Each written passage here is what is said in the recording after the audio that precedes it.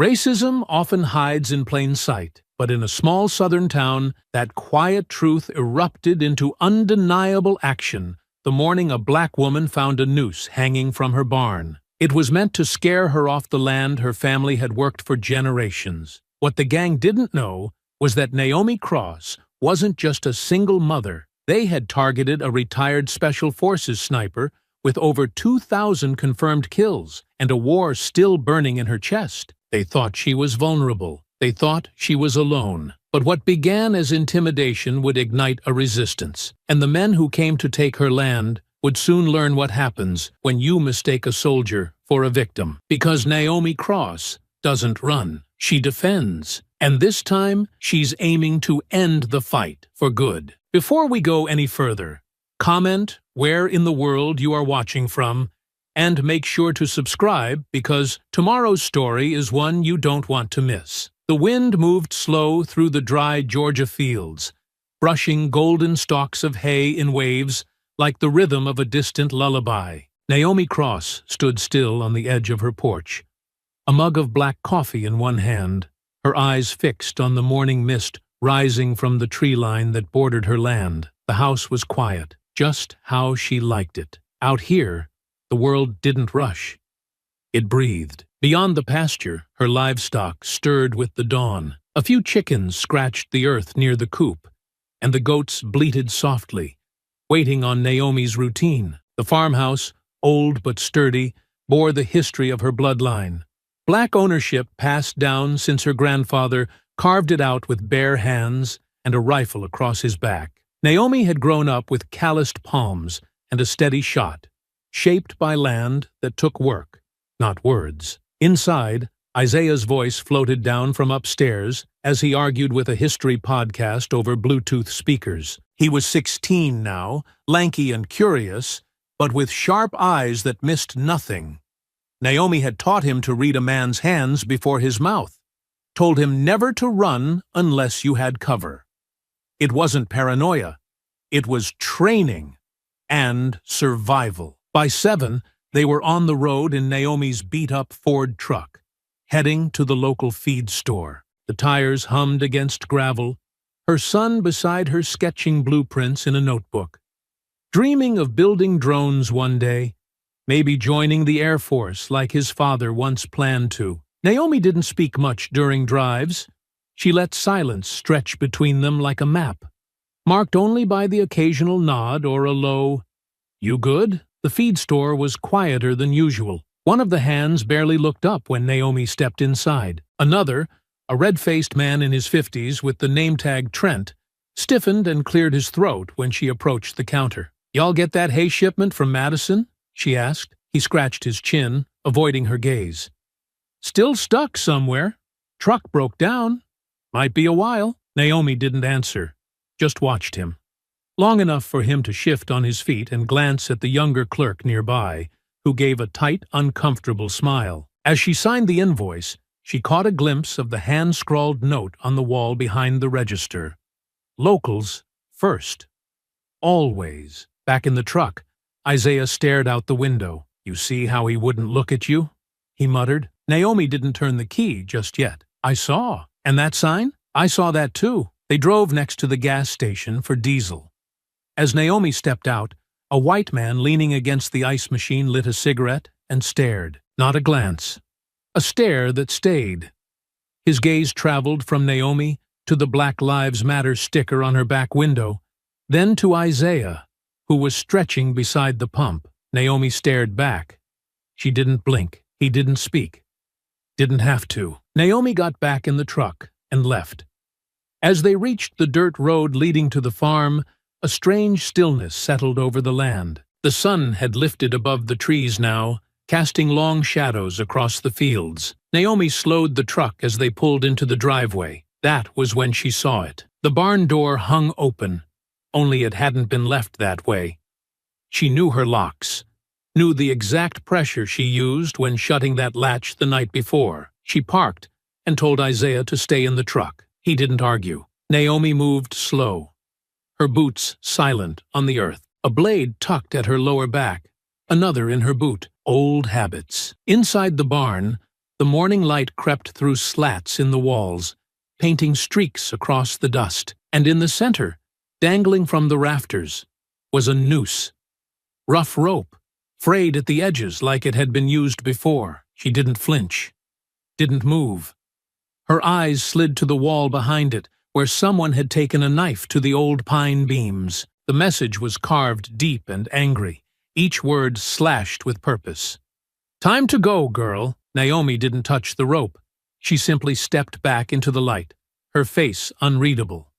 Then she locked the barn door behind her. Naomi said nothing as she served breakfast.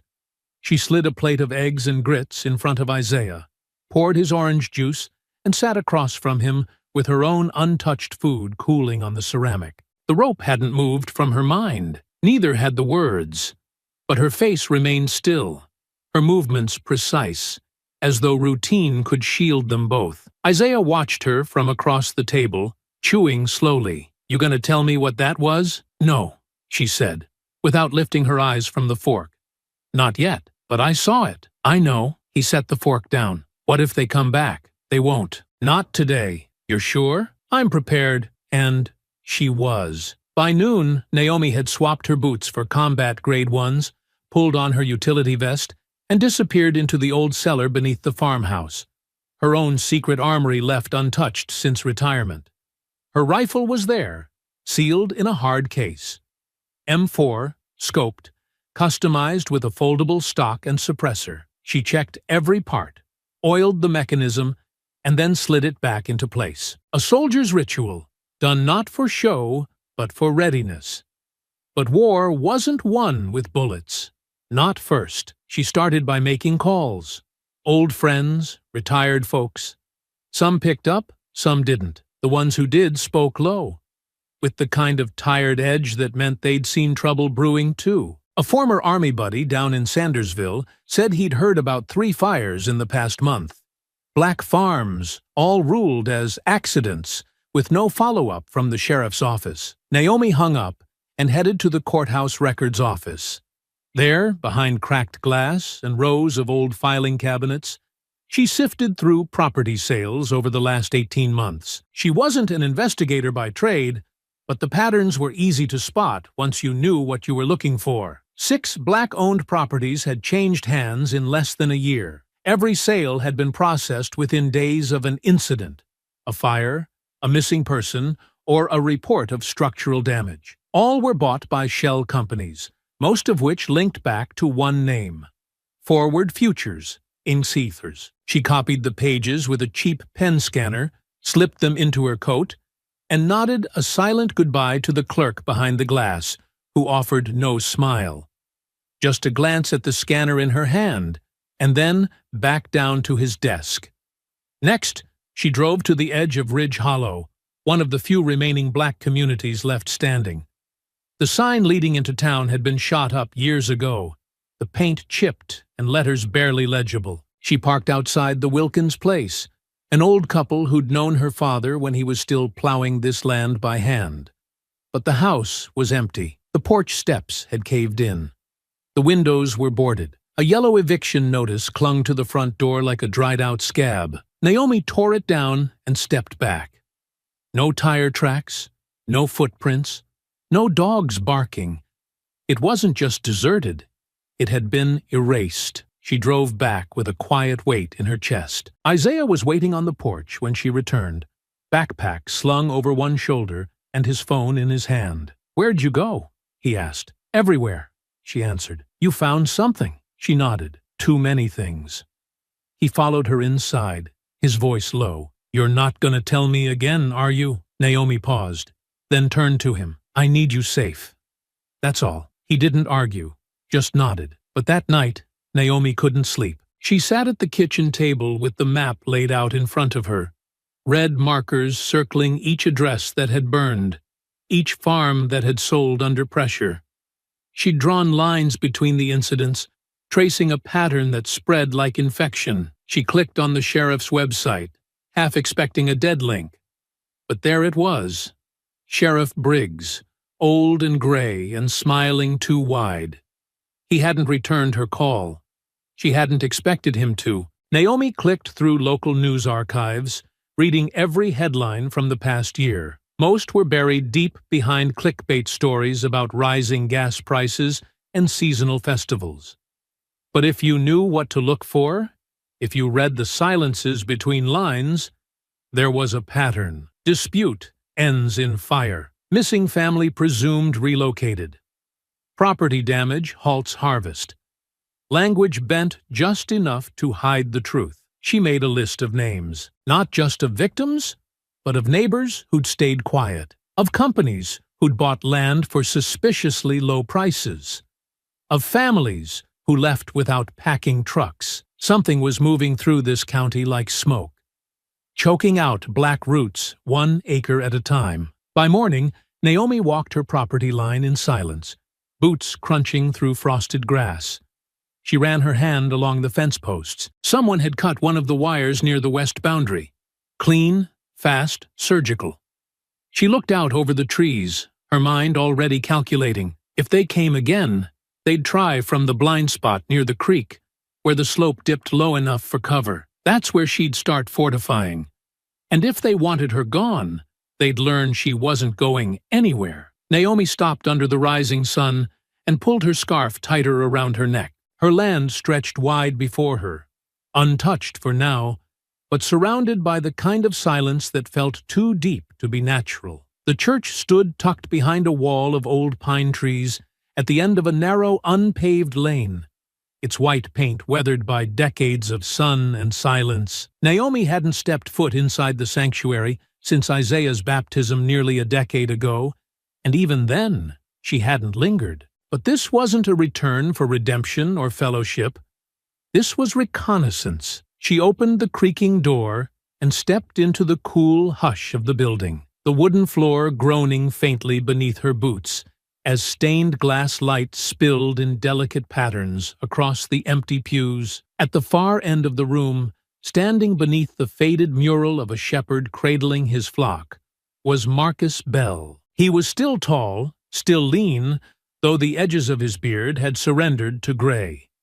He was polishing the organ pipes with the same deliberate care he once used to field strip an M249 in the desert heat.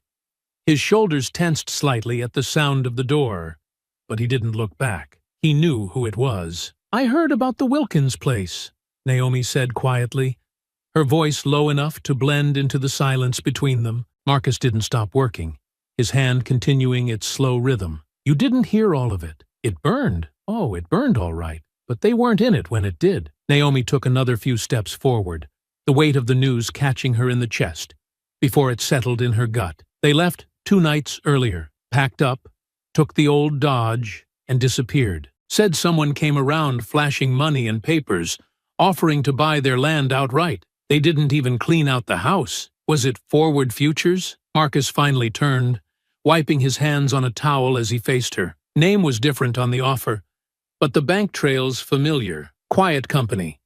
Fancy website.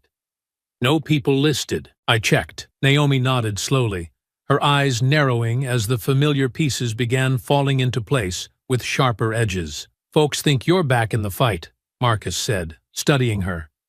"I didn't leave," she replied, her voice calm and steady. "I just stopped chasing shadows. And now they've stepped out into the light." He leaned against the edge of the pulpit, crossing his arms. "What are you really here for, Naomi? I need to know if you remember who you were before all this." "You mean before I started preaching about peace and forgiveness?" "I mean before you laid down your rifle." For a moment, he didn't say anything, and the silence inside the church felt heavier than stone. Finally, he looked at her, eyes sharp beneath the calm. "I remember. That night, just after sundown, the smell of smoke reached her before the calls did. Naomi was in the middle of reloading ammunition when the wind shifted, thick with the scent of burning wood and something far darker. She stepped onto the porch and stared westward, where an orange glow was rising over the treetops like a second sun. She didn't wait to confirm.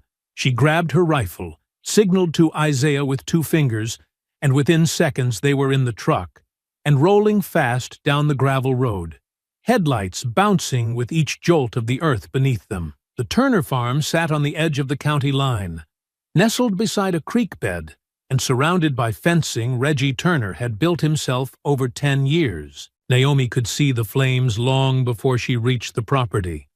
Bright tongues of fire swallowing the barn, the chicken coops, and licking at the edge of the main house with a rage that seemed almost personal. Smoke curled into the sky in thick ribbons, and the only sound louder than the roaring blaze was the faint, ragged sobbing from the roadside. Evelyn Turner was on her knees in the dirt, her hands caked with ash as she rocked back and forth beside a still, scorched figure lying face down near the fence.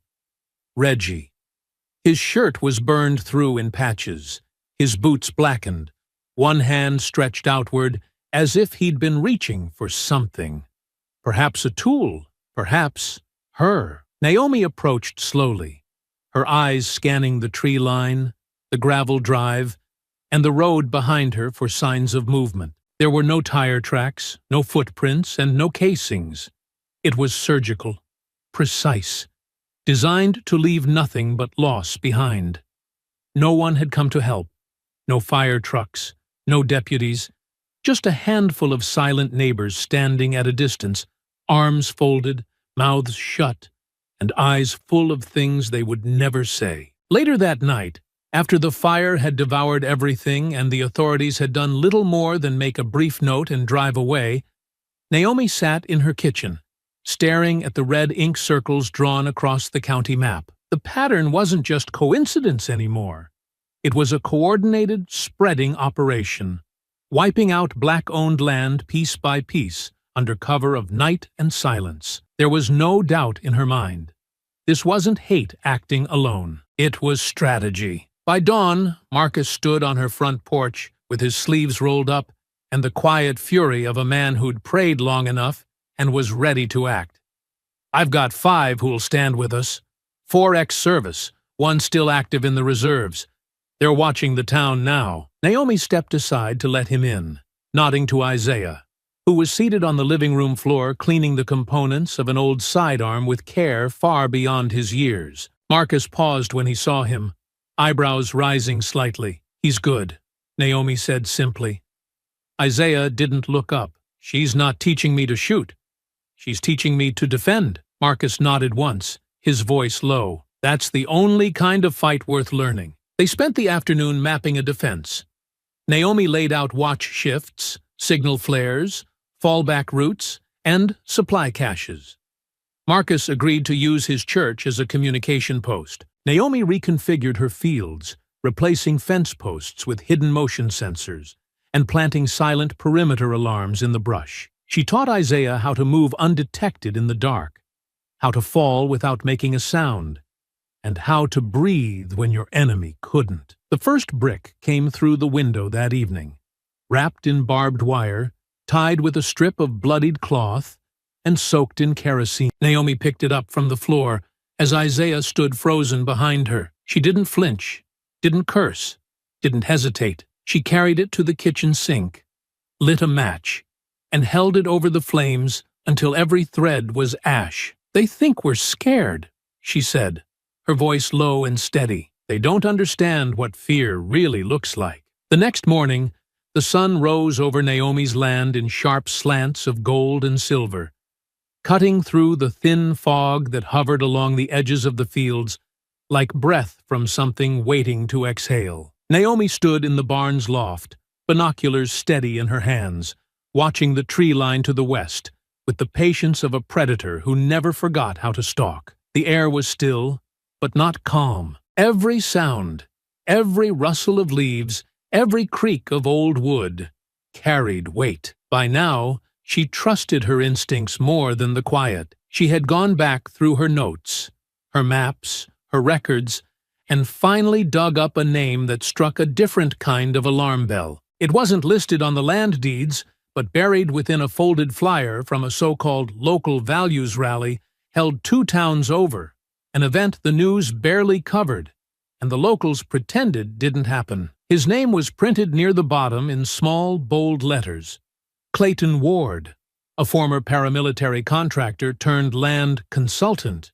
Clayton was known in a few far corners of the country, just enough for whispers, but not enough for charges. Photos showed him leading tactical survival groups, speaking at militia meetings, shaking hands with known extremists. Naomi dug deeper. The shell companies tied to Forward Futures had listed his firm as a third-party assessor. He wasn't just involved. He was organizing. She took her findings to Sheriff Leonard Briggs that afternoon. His office smelled like burnt coffee and dust, the kind of place where problems were more likely to be filed away than solved. He looked over her printed documents without touching them, his jaw twitching once as his eyes skimmed the name at the top. "I know that name," he said, setting the paper down slowly. "I figured you would," Naomi replied, her voice level. He leaned back in his chair, a groan of old springs breaking the silence. "Look, Naomi, this town's had its problems, but I don't think we're looking at something that deep. Land disputes get messy. Tempers flare. That doesn't mean there's a war party moving in. A man is dead. Farms are burning. Families are vanishing overnight. If that's not a war party, you'd better redefine your terms." Briggs looked away, staring out the window for a long moment, as though the dusty parking lot outside held answers he couldn't find in the room. "Even if what you're saying has weight, we don't have the manpower to start poking nests we can't crush." Naomi stood. "Then don't get in my way. That's all I'm asking." Briggs didn't respond. He just reached for his coffee and took a long, quiet sip. Back at the farm, Naomi stopped asking for help. She started preparing for siege. It began with the land itself. She walked the perimeter every day, planting tripwires low in the grass, reinforcing fencing with barbed wire strung tight like a taut violin string. Every post she touched was measured and marked. By dusk, she'd mapped out 4 blind spots and filled them with motion sensors scavenged from broken cameras and old hunting equipment. Isaiah helped, following her instructions without question. He didn't ask what each device did. He didn't have to. He was learning more from her silence than any lecture could offer. They trained together at dawn and again at night. Naomi showed him how to breathe through his nose and hold the air in his chest without trembling. She corrected the angle of his shoulder, adjusted the weight of his grip, and taught him how to listen, not just for movement, but for what was missing. They used tin cans at first, then fruit, then moving targets made from old scarecrows strung on lines that glided between trees. Isaiah missed more than he hit in the beginning, but his frustration never cracked into complaint. Naomi could see something hardening behind his eyes, not fear, but understanding. He was no longer trying to be brave. He was becoming ready. Marcus returned 2 days later, and this time he didn't bring words. He brought people. They met in the barn, a place once used for hay and harvest, now reimagined as a training ground. Naomi laid out her gear on a plywood table. Rifles, handguns, maps, satellite images printed in black and white. The 5 men and women who followed Marcus into the room were all older, all quiet, and all carried themselves like people who had once walked through fire and lived to teach others how to avoid the burn. "We've got limited ammo and even less time," Naomi began, her tone calm but unwavering. "This isn't about attack. It's about survival. If we stand together, we hold them. If we scatter, they'll pick us off one at a time." One of the men, short and built like a brick wall, nodded. "You the one they call Crossfire back in the day?" Naomi didn't answer directly. "I hit what I aim at." That was enough. Training began before dawn and continued past sundown. They learned the land, moved through fields like shadows, and dug trenches that could double as foxholes. Marcus taught them silent communication, using hand signals and eye contact, a language he hadn't spoken since Baghdad. The group moved like memory, slow at first, then more confident, then seamless. Neighbors who had never spoken now passed weapons to one another without hesitation. They practiced ambush drills, first aid, and fallback procedures. There were no uniforms, no ranks, just resolve and shared purpose. At night, Naomi kept watch from the roof. The stars above her spun in silence, indifferent to the war forming on the ground below. She didn't sleep much, didn't need to. Sleep was a luxury. Readiness was not. One evening, as she surveyed the north side, Isaiah joined her.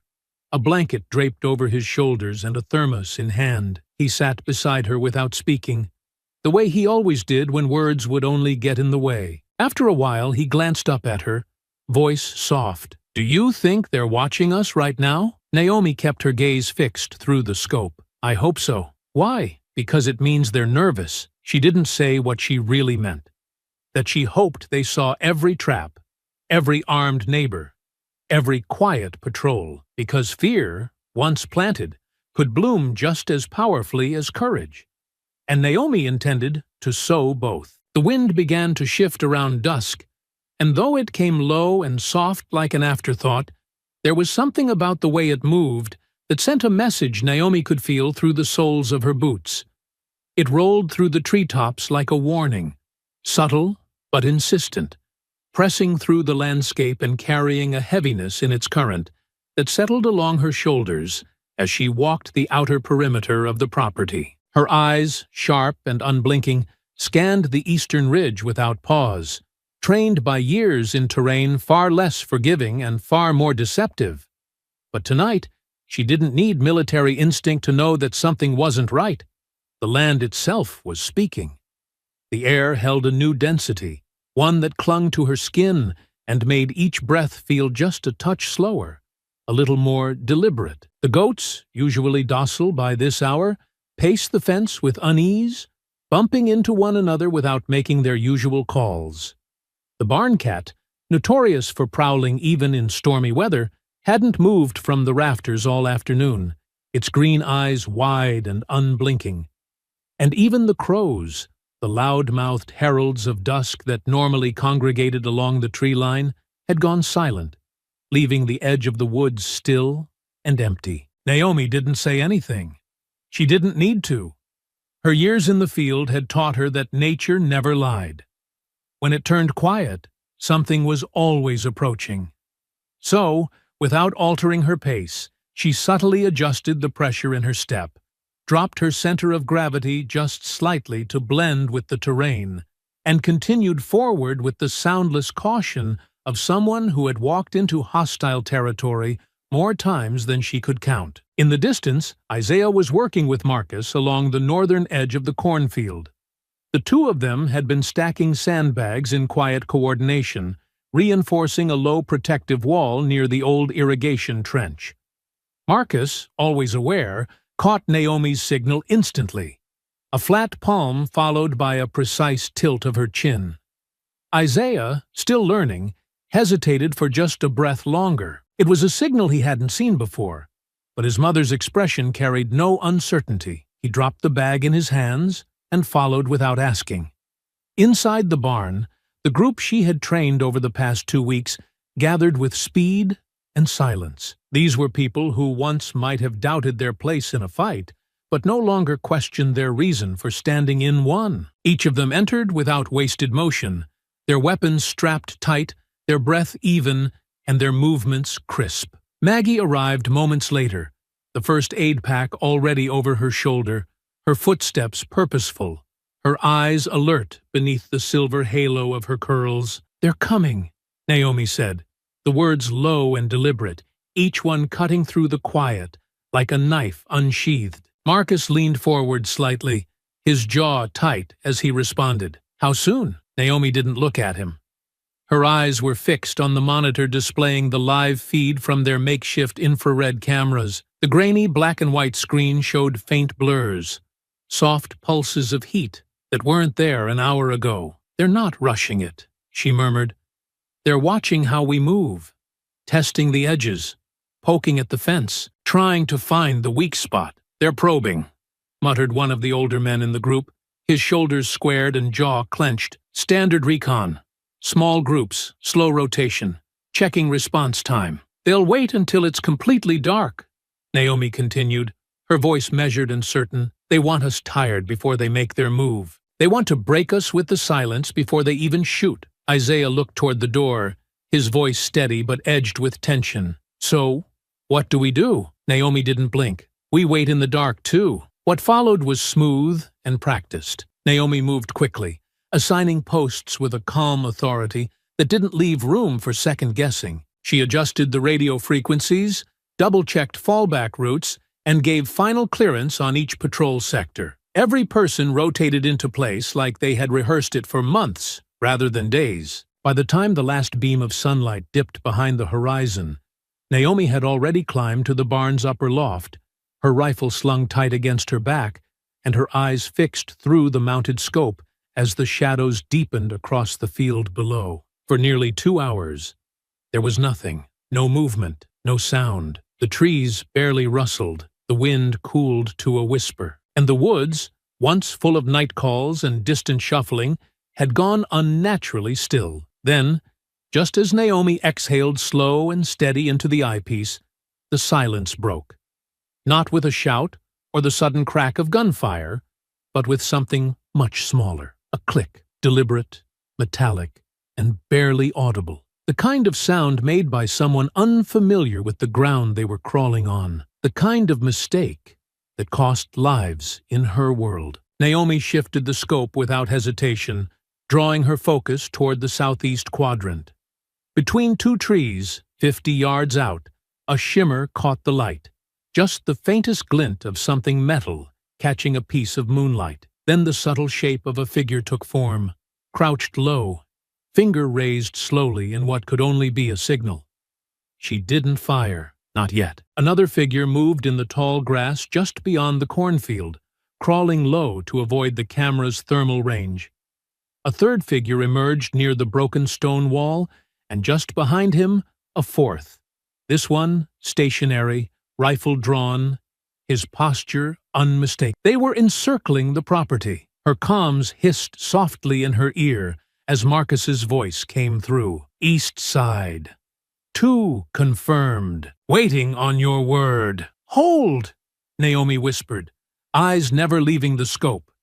Her hand shifted to the secondary dial, widening the field of view.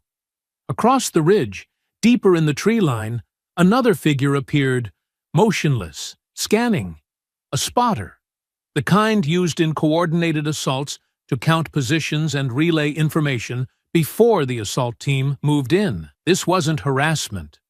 This was a formation. And then it began. A single crack pierced the stillness, sharp and unmistakable. A bullet ripped through the air, hitting the outer fence with a spray of splinters and dust. Naomi's finger closed around the trigger, her breath even. The first round left the barrel in a suppressed whisper and struck the man near the cornfield directly in the chest. The second came less than a second later, dropping the crawler just behind him. Their advance faltered. Then the air erupted.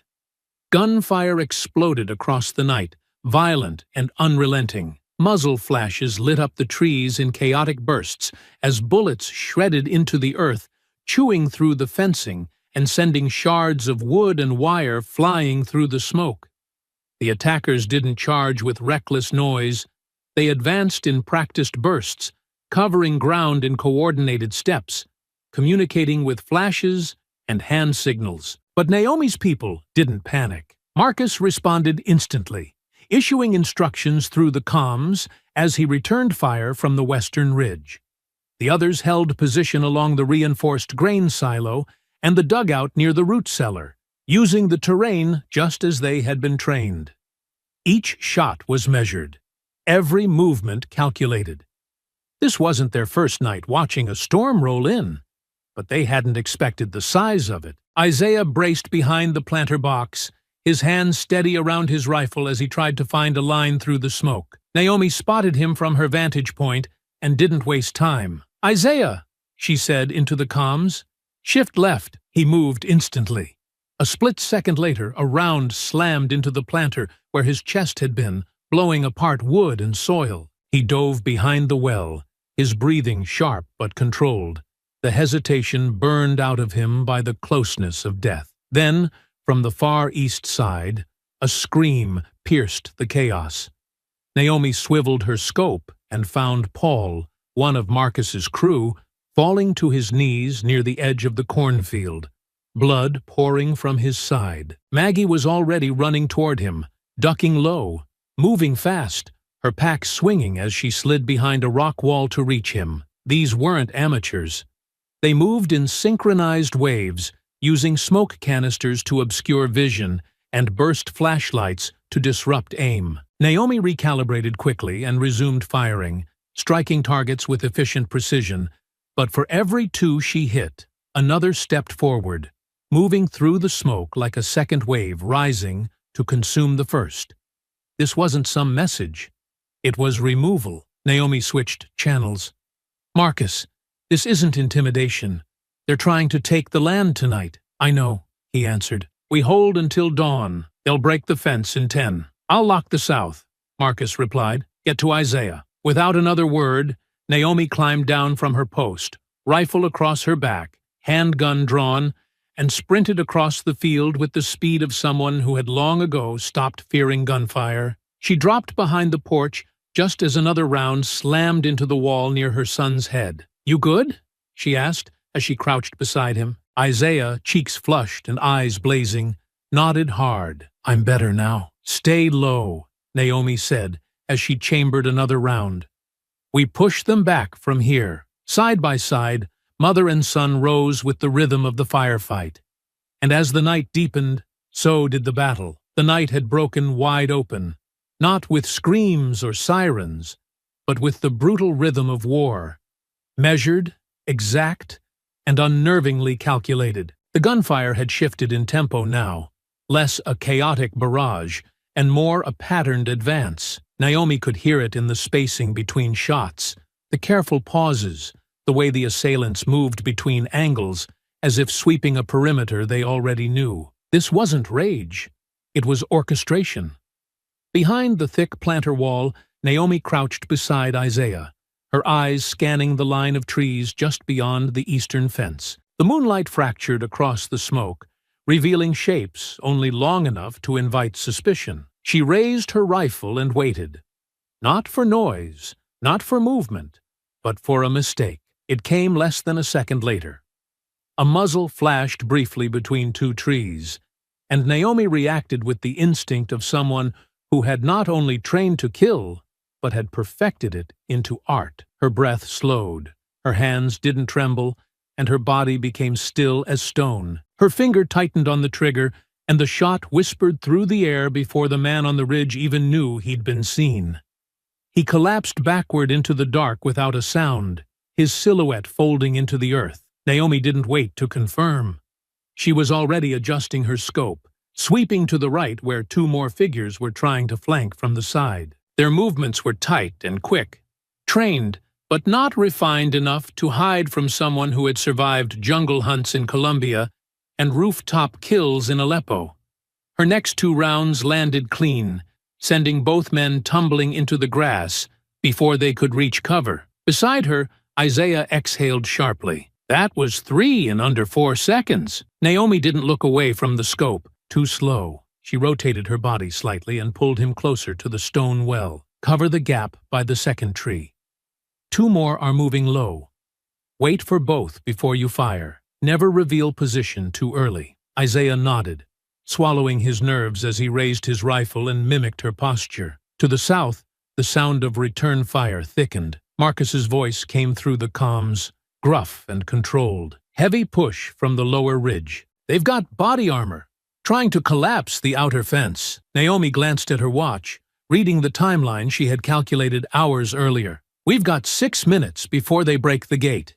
You need to pull the fallback team to the secondary trench." "Already moving," Marcus responded. "But we've got a problem. One of them has thermal. They've got our layout." Naomi's jaw tightened as her fingers moved to the channel dial. "Give me 10 seconds. I'll remove the reader." She didn't wait for acknowledgement. She moved like breath across the porch, low and controlled, cutting across the open gap without hesitation. Smoke coiled around her legs, swallowing sound, and when she reached the edge of the tool shed, she dropped flat to her stomach and crawled beneath the collapsed frame of an old plow. She could see him now, stationed on a rise just above the southern trench, his helmet lit with an infrared glow. a device strapped to his eye like he was playing war instead of fighting one. He didn't hear the shot. Naomi fired once, and the infrared light flickered before the man slumped sideways, with his scanner still buzzing faintly against his temple. She moved again before his body had finished falling, slipping between rows of fencing toward the trench where Marcus and his men were digging in.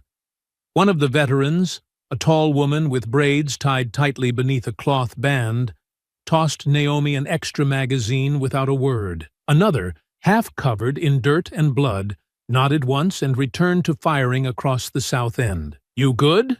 Marcus asked, crouched beside her behind an overturned water trough. "Better than them," she muttered, taking in the layout. The field was torn now, scattered with broken fencing, spent shells, and the bodies of men who thought they were hunting.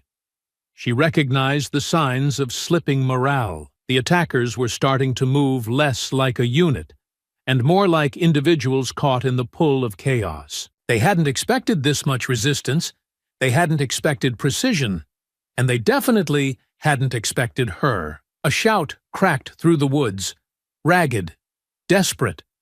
Someone was calling for cover as they tried to drag one of their own out of the mud. Naomi ignored it. She zeroed in on the runner, a tall man with a vest that marked him as field ops, likely second in command. She traced his path across the terrain and fired once, the round slicing through the fabric just beneath his arm and punching through his chest. He dropped mid-step, his comrade scrambling backward without even attempting a return shot. Just then, a scream erupted from the west trench, raw and panicked.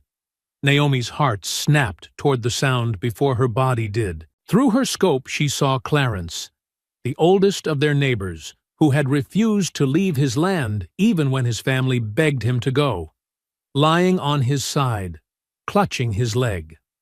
Blood was pouring through his fingers, and his rifle had slid several feet away into the dirt. The wound looked high, femoral. Maggie was already sprinting, ducking beneath gunfire with the med kit slung across her shoulder and no hesitation in her stride. But then came the moment Naomi would remember, long after the smoke cleared. Isaiah. He was near the eastern post, shifting positions just as they'd practiced, when one of the attackers came up the ridge earlier than expected. The man moved fast, too fast for Naomi to call out in time. He aimed directly at Isaiah, his barrel catching moonlight as he crept along the fence's shadow. Naomi's breath stopped. She turned, fired. The bullet hit the attacker in the side of the neck before he could squeeze the trigger. He fell backwards with a shocked gurgle, crashing into the underbrush. Isaiah dropped flat instinctively, eyes wide, chest heaving as he rolled toward Naomi's position and crawled behind the stacked stone wall. "I didn't see him," he gasped, still gripping his rifle. "You're still breathing," she said softly, brushing the dirt off his arm. "That's what matters." She rose slowly and returned to her vantage, resetting her scope with deliberate precision. The battle was shifting. She could feel it in the tremble of the gunfire, in the rhythm of the retreat. Their lines were breaking. The resistance had held. Naomi switched her comms again. "They're losing momentum. We press while they're confused." Marcus's voice was steadier than ever. "You lead the north. I'll sweep the trench." Naomi climbed to the roof again, her body moving fluidly despite the bruises already blooming beneath her gear. From above, she watched the field breathe, no longer in attack, but in desperation. The enemy lines had scattered, their formation shattered. Every trap Naomi had built with her hands and her memory had worked. Smoke bombs had herded their movement. Ditches had broken their runs, and precision had dismantled their command. One last figure ran toward the ridge, tall, desperate, the kind who knew he'd failed.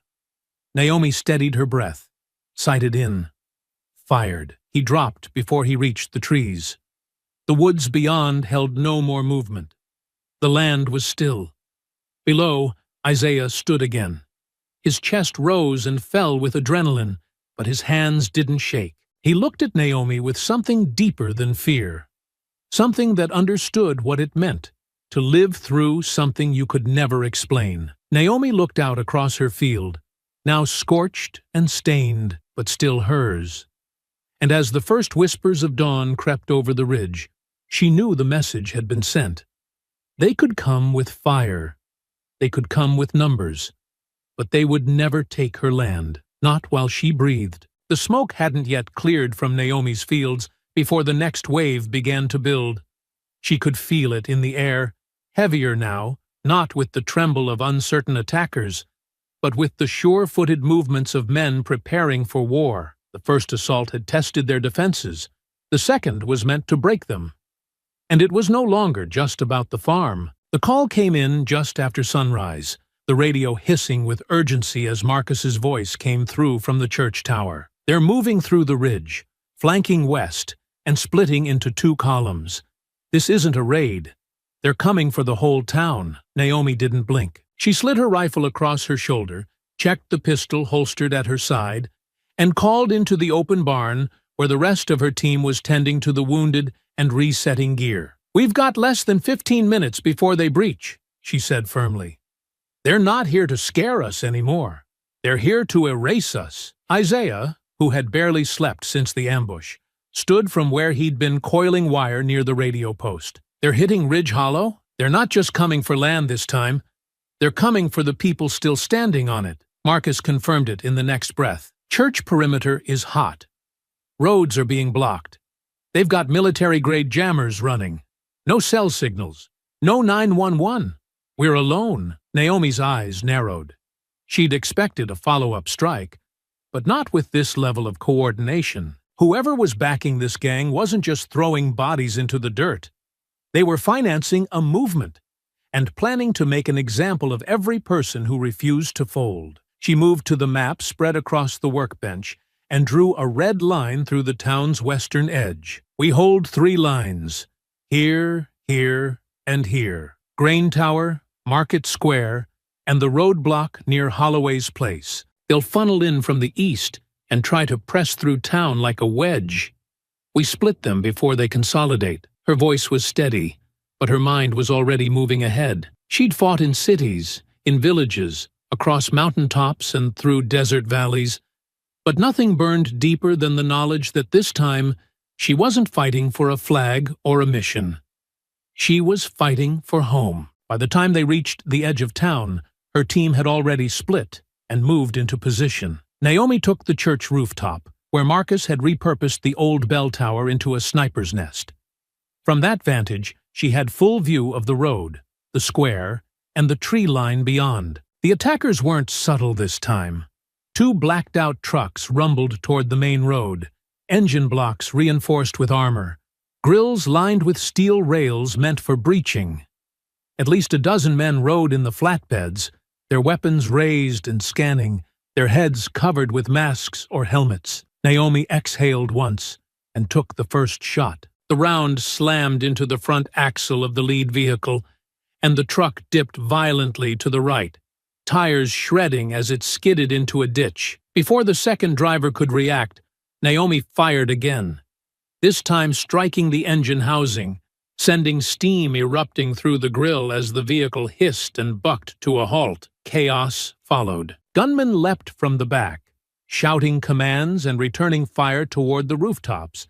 But Naomi had already repositioned, her scope trained now on the radio pack strapped to the back of the man barking orders. She fired once, just beneath the antenna mount, and the signal pack sparked and died. Their comms were gone. Their coordination would soon follow. Down on the street, Marcus's team emerged from alleyways and dug-in corners, unleashing a flanking maneuver that trapped the gang between the burned-out diner and the barricaded schoolhouse. Gunfire erupted across the square, and windows shattered as rounds punched through storefronts. Isaiah moved with practiced speed, ducking behind an old delivery truck and signaling 2 teenagers who had been posted behind the old feed supply store. They moved like they had rehearsed it a dozen times, falling into positions and covering each other with surprising clarity. Then, just as Naomi reset her scope to track the second column circling through Holloway's Lane, the radio cracked again. this time with Isaiah's voice, breathless and tight. I'm hit. I mean, not hit, but pinned down, southwest corner, by the big oak tree. They've got a clear angle. Naomi's heart dropped into a cold, focused silence. She swept her rifle that direction, saw him crouched low behind a tipped garden wagon, the flash of rifle barrels trained on his position from the tree line just beyond. She moved to shoot, but before she could fire, a second figure blurred across her scope. It was Maggie. The older woman sprinted out of her front door with the kind of speed and fluidity that had nothing to do with panic. She moved low and fast, her gray curls tied back beneath a faded medic band, her arms pumping as she dashed toward Isaiah's position. Naomi watched as Maggie dropped beside him and pulled him behind the base of the oak, her body shielding his without hesitation. One of the attackers opened fire from the woods, and Naomi fired back with a shot that shattered his shoulder, sending him spinning into the underbrush. When the firefight eased enough for Naomi to reposition and rejoin them on foot, Maggie was crouched with Isaiah, pressing a bandage against a cut above his eye. "Where the hell did you learn to move like that?" Naomi asked, crouching beside her. Maggie didn't look up. She was too busy wrapping gauze with practiced efficiency. "Kuwait. Before that, Fallujah. I was a trauma medic with the 28th. Spent 6 months with Delta units out of Bagram." Naomi stared at her. "You never said a word."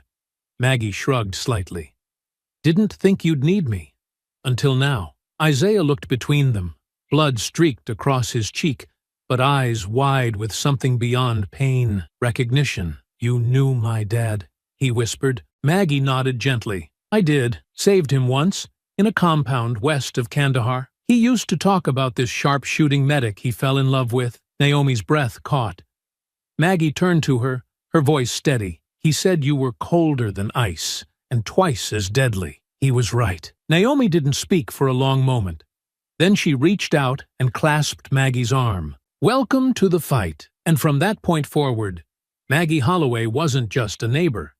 She was resistance. The firefight tapered off just before noon, but the silence it left in its place was not peace.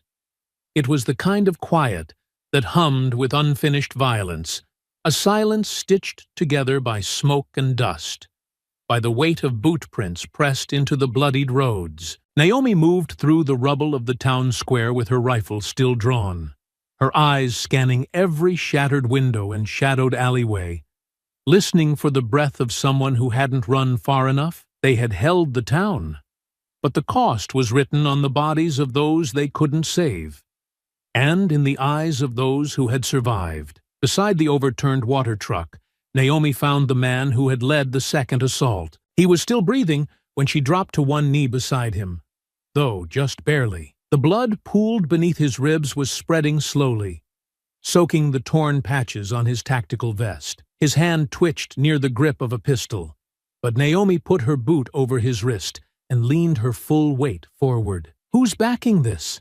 she asked, her voice even and low, her tone not meant for threats or mercy, only truth. He didn't answer, just smiled faintly, red bubbling at the corner of his mouth, eyes glazed with something too broken to be called defiance.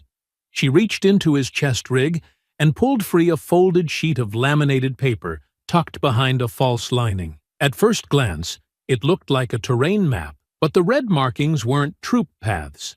They were property lines. She unfolded it slowly, studying the gridwork of names and plots.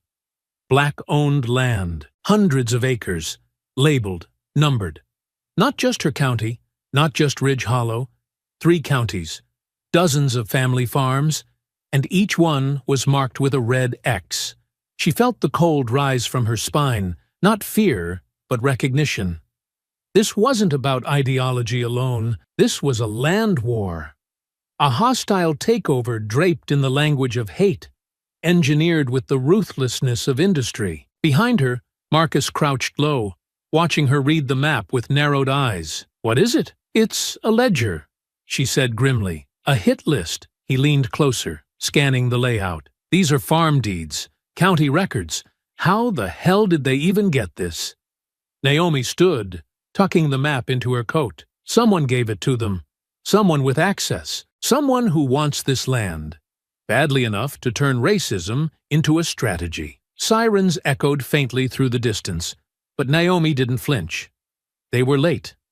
They were always late. Sheriff Briggs arrived in a cloud of dust, his cruiser pulling up fast beside the post office steps. The driver's door creaked open, and Briggs stepped out, brushing dust from his uniform with the slow, practiced gestures of a man who liked to appear composed, even when everything around him had been burning. He took off his sunglasses and looked around at the scene. Burned-out trucks, spent shell casings, blood on the sidewalk, and then locked eyes with Naomi. "Looks like you've been busy," he said flatly. Naomi didn't speak. She waited. He took a step forward, glancing at the people regrouping near the barricades. "Any word on who they were? Militants? Drug runners? Out-of-towners looking to stir up a mess?" "You know who they were," Naomi replied, her voice sharp but quiet. Briggs raised a brow. "Enlighten me." Naomi pulled the map from her coat, unfolded it, and handed it to him. She watched his face shift as he scanned the markings, the twitch in his jaw, the slight narrowing of his eyes. He didn't ask where she found it. He didn't ask what it meant. He already knew, but he folded it slowly, tucked it under his arm, and gave a small, dry smile. "I'll take this to the state office. See if we can get someone to take a closer look." Naomi stepped forward, blocking his path. "You're not walking off with that. It's evidence," he replied. "No," she said firmly. "It's leverage, and it stays with me." Briggs held her gaze for a long time. Then, with a breath too slow to be casual, he handed the map back. "You're making this a lot harder than it has to be." Naomi stared at him with the clarity of someone who no longer cared about illusions. "Good." Briggs didn't linger. He got back into his car, shut the door, and drove away without a word.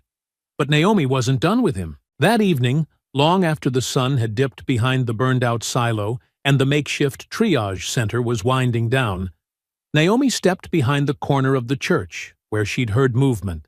Soft and hurried. The light from the rear windows spilled faintly onto the dirt lot, just enough to catch the silhouette of Briggs pacing with a phone pressed to his ear, his voice tight and urgent. "I told you," he said, pacing hard. "It's not working. She's not scared. She's hunting us." A pause followed, then the sound of gravel crunching beneath his boots. "No, I don't think she knows yet. But if she gets to the top of this thing, if she finds out who signed off on the pipeline route, we're screwed." Naomi stepped back into the shadows before he turned. She didn't need to hear the rest. Not tonight. She returned to the barn with the map and laid it across the table once more. Isaiah stood beside her, his arms crossed, his brow furrowed. "We're not just fighting a gang, are we?" he asked quietly. "No," she replied. "We're fighting a machine that uses men like that gang to clear the path. And Briggs, he's not the engine," she said, her voice steady. "He's just grease." Outside, the sky darkened again. The town stood in its own silence, caught between breaths.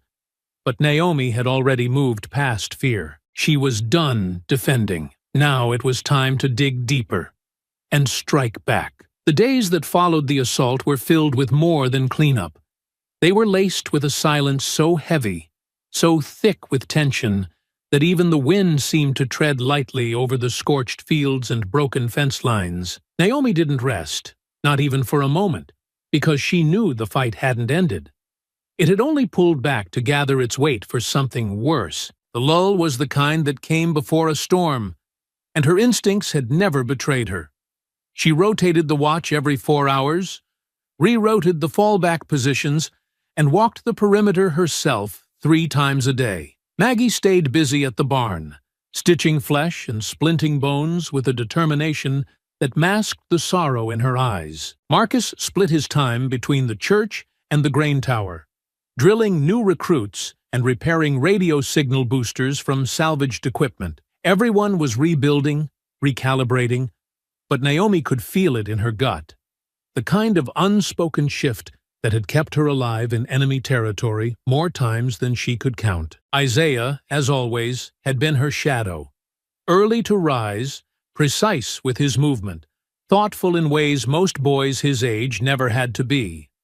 But that morning, his boots remained untouched by the door.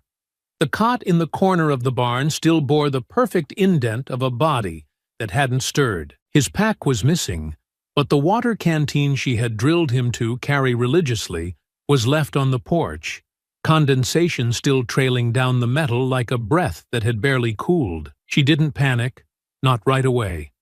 She checked the perimeter logs, tapping through the readings on the slim tablet clipped to her belt, her eyes scanning for fluctuations in the sensors. The northern fence line had been silent since midnight. The eastern edge, however, showed a brief anomaly. One spike, no follow-up. A blip in the thermal reading near the shed, there and gone before the second sweep had time to confirm it. It could have been an animal. It could have been a trick of wind. But Naomi had learned long ago that war rarely knocked twice before it entered. By late morning, she had spoken to every member of the network. Marcus believed Isaiah had gone to fix the tower relay near the silo. Maggie thought he had mentioned checking on Clarence. Neither location held answers, only more silence. Clarence hadn't seen him. No one had. Naomi returned to the barn slowly, each step deliberate, her breath steady but growing heavier in her chest. The stillness in her bones was the kind that only came when every fiber in her body understood that something had shifted, and no amount of rational explanation could pull it back. Inside, she crossed the barn floor and moved straight to Isaiah's desk, the same place he kept his sketches, field notes, and checklist of daily assignments. The notebook was gone, which wouldn't have alarmed her, until she noticed the torn pages scattered across the floor. They weren't dropped. They were left behind in haste, pages ripped from the spine mid-thought, one of them torn diagonally as if pulled free while still being written on. Then she saw it. Half hidden beneath the table leg, nestled in the straw and dust, was a single brass casing, distinct, polished, stamped with symbols unfamiliar to any American manufacturer she'd seen. It was a foreign-made tracer round, not the kind they trained with, not the kind kept on this farm. She picked it up slowly, her fingers curling around the cold metal. She stared at it for a long moment before closing her hand, rising, and walking out into the sun without a word. The operation launched within the hour. Every watch point doubled its scan. Every back road was monitored. Naomi rode fast to the grain tower where Marcus was already cross-checking heat readings from the past 6 hours. One by one, they tracked every disturbance in the perimeter. Then she saw it. Tire marks curving east through the slope beyond the quarry. A faint track like someone had used a scrubbed vehicle with low tread pressure and a controlled exit. "I think he's been taken," she said flatly, her eyes still locked on the screen. Marcus looked up. "You think they breached us again?" "No," she replied quietly. "I think they baited him. Someone lured him out." Marcus's brow furrowed. "How?" "There was a girl," Naomi said, her voice distant but precise. "A volunteer. Young, friendly, temporary badge. I saw her at the church during the supply drop 2 days ago. She spoke to him. Just a moment. She was too smooth, too familiar." "What was her name?" "Kara." Marcus paused, eyes narrowing slightly. "Briggs has a daughter by that name. Used to live out of state. Got into some trouble. He doesn't talk about her." Naomi didn't answer. She didn't have to. She drove to the sheriff's office alone, arriving in a cloud of grit that settled over the steps and clung to her boots as she marched inside. Briggs was behind his desk when she entered, his phone slipping off the receiver with the clatter of someone caught mid-conversation. "My son is missing," Naomi said, her voice calm, devoid of emotion, but cut from steel. "I need to file a report." Briggs frowned, standing slowly. "What happened?" "He didn't report back last night. His gear's gone. His field pack, too. But his water bottle's still at the porch. I found a tracer round under his desk." "You think this is connected to the last hit?" he asked, his voice careful, too neutral to be blind. Naomi didn't blink. "I think it was deliberate, coordinated." Briggs picked up a form and slid it across his desk. "We'll file it. I'll notify the county watch." She filled out the form standing up, her pen firm in her hand, her eyes locked on his face. When she reached the line marked "Last Seen With," she wrote the name Kara in neat, steady block letters. Briggs didn't react, not visibly. But his throat worked once, his jaw tightened. And he didn't ask who Kara was. That was confirmation enough. Back at the barn, Naomi returned to the scanner logs and traced the thermal disturbance near the shed, enlarging the feed. The spike was unmistakable now. A pair of heat signatures, one smaller than the other. One upright, the other dragging. She compared it to the camera stationed near the far road. A black SUV, late model, dark windows, driven by a woman. She couldn't see the face, but the posture was unmistakable. Kara Briggs, the daughter of the man who had just sworn to help her find her son. Naomi said nothing. She packed light. She moved faster. The trail led east into the hills near the old mining grounds. There, nestled into the slope of a granite ridge, hidden by overgrowth and decades of disuse, was a compound made from reinforced metal and rusted fencing. She slipped in silent and struck hard. 2 guards neutralized, 4 cameras disabled, the access gate bypassed with a homemade charge. She didn't find Isaiah, but what she found made her stop cold. A makeshift prison had been carved into the ground beneath the compound, reinforced cages lining both sides of a narrow hallway. Inside them, 12 black men and women, some barefoot, some bruised, all stripped of dignity. Their eyes tracked her as if afraid she was another mirage. She stepped forward, keyring in hand, and one of them clutched a sheaf of papers, thrusting it into her palm with trembling fingers. Land deeds, dozens of them, each signed under duress, each name familiar. They had been stolen, not just taken, but erased. Naomi freed them one by one, guiding them up the slope where Marcus waited with a convoy of silent, grim-faced volunteers. No one asked what came next. Because Naomi didn't return to Ridge Hollow that night, she disappeared without a word, and from that moment on, the war was no longer defensive. It was personal. She crossed into the hills alone, taking only what she could carry, and for days there was no sound of her voice over the comms, no return to the barn, no flash of her face on the drone feeds they swept over the region. She became a whisper again, the kind of quiet that hunted, while the others rebuilt the safe zones and guarded the families rescued from beneath that compound. Naomi moved deeper into the wilderness with one goal left burning in her chest: eliminate the root, cut off the head of the network. Not just the soldiers, not just the gang, the architects, the ones who signed papers behind boardroom glass while pretending their hands were clean. And in order to reach them, she would have to disappear completely. So she did. The old hunting shack was perfect. A one-room structure she and her husband had once used during winter drills, forgotten by the county and hidden in the folds of a dried-up ravine. She stocked it with decoys, munitions, a satellite radio wired to broadcast static, and rigged the floor with a pressure-triggered thermite charge masked beneath layers of dust and age. Then, knowing exactly how these men tracked ghosts, she let herself be seen, just once, crossing the southern ridge, with her rifle strapped low, limping slightly, a smear of blood down one arm. She gave them a silhouette, and then vanished again. By the time they closed in on the shack, believing it to be her fallback post, the charge was already armed. The blast ripped through the ravine in a thunderous roar that carried smoke for half a mile, tearing the roof from the cabin and throwing debris high into the trees. When their cleanup crew arrived, all they found were charred bones, fragments of Naomi's field gear, bloodied cloth sealed in ash, and enough heat residue to confirm a death without a body. The gang relaxed. They lowered their security sweeps.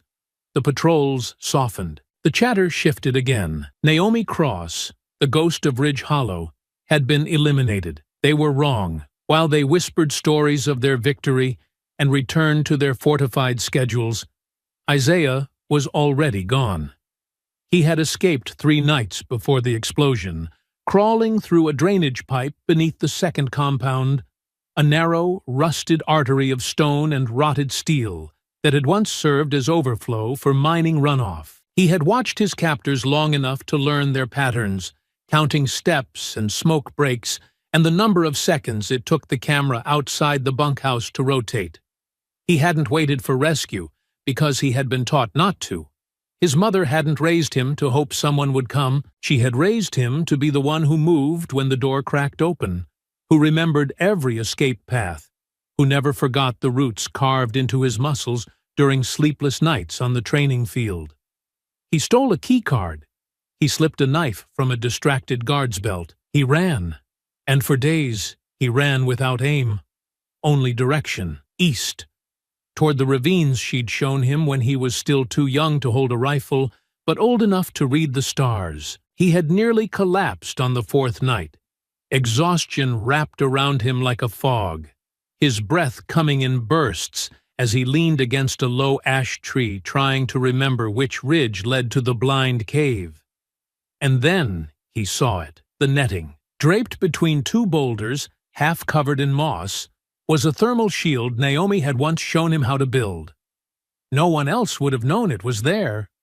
Not even Marcus. He slipped beneath the canvas and fell forward into the arms of the one person he had never stopped believing in. Naomi didn't speak as he collapsed against her.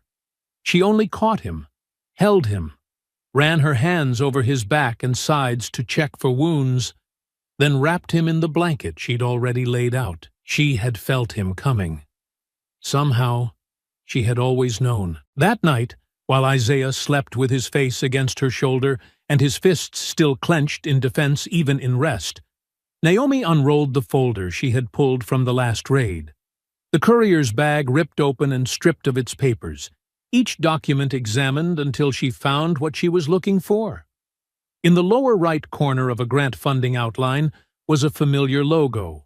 Clean, minimal, 3 interlocking arrows surrounding a tree. Forward Futures, a nonprofit, they called it. An agricultural equity initiative designed to revitalize underdeveloped rural communities through strategic stewardship. But the documents told another story. They weren't purchasing land. They were claiming it. Backed by shadow corporations, international funding, and legal protections stacked so high that even a federal audit would take years to penetrate. And the name at the center, the one signing the authorizations and funneling grant money into shell corporations wrapped in green slogans and hollow mission statements, was a name Naomi had seen only once before, across the table from a military contractor during a black site debrief. Dr. Eva Carr, an analyst turned strategist, a clean public image, white gloves and delicate diction. She had never held a rifle, but she had ordered the men who did. And now she was the silent mind behind the entire operation, building a privatized network of farmland clearance disguised as redevelopment. Her compound, listed as a research facility, was nestled 20 miles east of Ridge Hollow, shielded by corporate timberland, protected by mercenaries wearing nonprofit logos stitched to their vests like something benevolent. Naomi folded the papers in the low firelight and tucked them back into the waterproof pouch beneath her coat. It wasn't enough to stop the gang. She would have to end its heart, and Eva Carr was its pulse. The storm rolled in quietly over the ridge, low clouds stretching long and flat across the timberline, diffusing the moonlight into a cold, silver haze that wrapped the world in shadows. Naomi moved beneath it, like she belonged to the dark.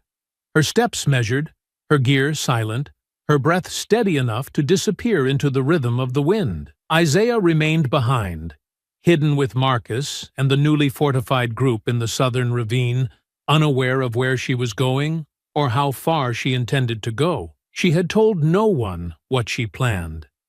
This wasn't a team mission. It wasn't a siege. It was a reckoning. The compound that housed Forward Future's so-called research operations, stood like a scar across the tree line. Three low-slung buildings of modern steel and glass, nestled between artificial berms and lined with a security fence that disguised itself with climbing ivy and motion-triggered floodlights. To the outside eye, it looked like a reforestation lab, the kind of place that grew seedlings and hosted interns with grant money and idealistic slogans. But Naomi had seen the blueprints, and she knew how to read between lines meant to deceive. Behind that glass was a military-grade fortress. Every corner of the structure had been reinforced. Every exit was either guarded or alarmed.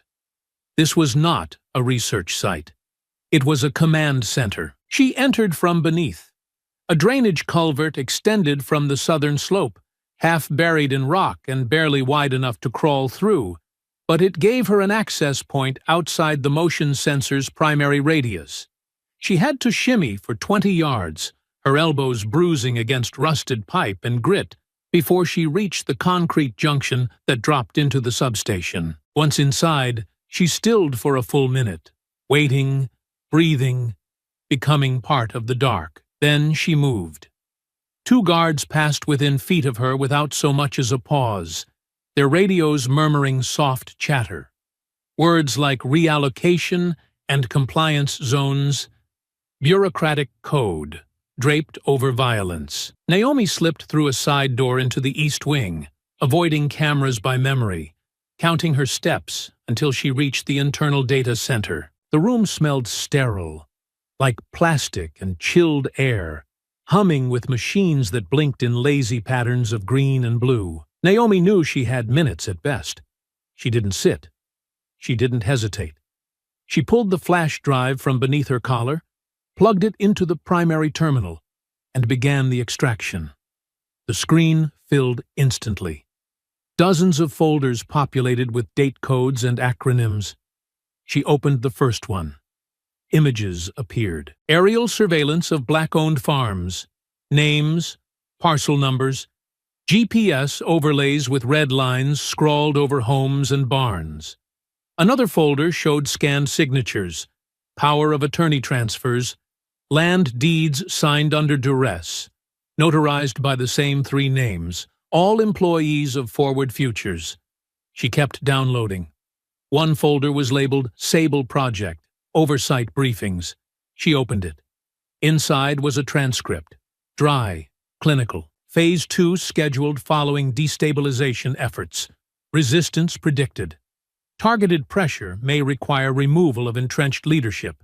Suggested candidates for neutralization: N. Cross, M. Bell, I. Cross. Naomi didn't blink. She opened the attached photos. There she was, captured in black and white, exiting her barn weeks earlier, unaware a drone had caught the entire moment from half a mile above. Another image showed Marcus leaving the church. A third, Isaiah, carrying a water pail, caught in profile near the north fence. She moved faster now. A door clicked down the hall. She unplugged the drive and slipped it into the lining of her glove just as the lights dimmed for power rerouting. The hum of footsteps crept closer. Naomi stepped behind a service cabinet and stilled her breath until the guard passed. She exited back through the utility wing and slipped into the adjacent corridor, one lined with offices and framed credentials.